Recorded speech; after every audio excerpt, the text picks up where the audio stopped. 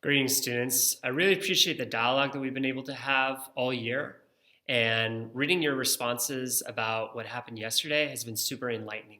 What I super appreciate about you all is that you guys have all different types of opinions.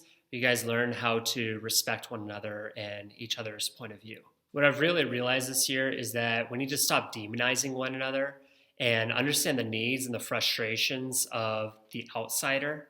As Micah 6:8 says, we need to protect the marginalized and we need to walk in humility. And I really appreciate that you all model that. As I keep telling you guys can't change the world, but you can change somebody else's world, as cliche as that sounds. So in this crazy time, I really want you to guard your heart and to treat others with respect, especially on social media, a place that can cause a lot of bitterness in others and in yourself. As you guys know, I've been trying to compare and contrast last year's BML protests with yesterday's MAGA protest. And what I've learned through both of those is that what people crave most is respect and justice, more than freedom or equality, more than life or liberty. When there is justice, you feel respected, and we can agree to disagree. However, I kind of want to blame two people for robbing us of that justice and that respect: Donald Trump and Hillary Clinton.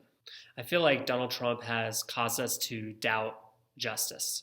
What I mean by that is that when he wouldn't honor the election results that were investigated and found to be legitimate, he wouldn't step down as George Washington had with grace. That caused his supporters to incite an insurrection yesterday, which looked a lot like 1860. Hillary Clinton, on the other hand, has robbed a lot of Americans of respect. What I mean by that is that in 2016, when she called MAGA supporters deplorables, that really caused a divide between Democrats and Republicans. And I feel like that was the seed that really caused MAGA supporters to act in a way that they did yesterday. Not in any way am I justifying the mobbing of our sacred institution, the Capitol building, or using the act of domestic terrorism, but I do understand that the lack of respect will cause people to act in such crazy ways. So I'm not that surprised, though I am really saddened.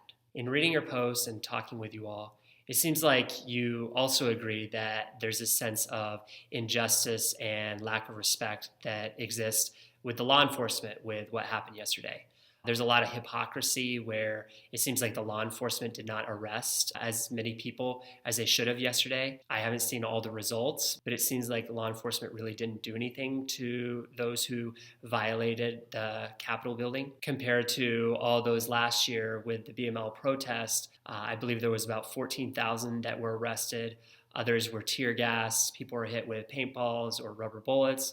And so when you compare the two, it seems like the response of law enforcement has been super hypocritical. And that lack of justice really gets to you. I think we also need to be careful of demonizing 2020. A lot of good things happened in 2020. A lot of eyes were open to different things. And 2021 isn't necessarily going to be any better. And we saw that with yesterday. And so I think that we need to put our eyes on God and not in the flipping of the calendar. We still have a lot to learn.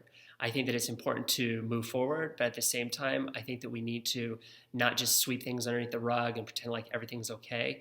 There's still a lot that we need to learn, to listen to one another and to dialogue about, and a lot that we need to change. And so hopefully that'll happen as we start to listen to each other with respect and with honor as we seek justice. I asked you all, is violence needed in order to be heard?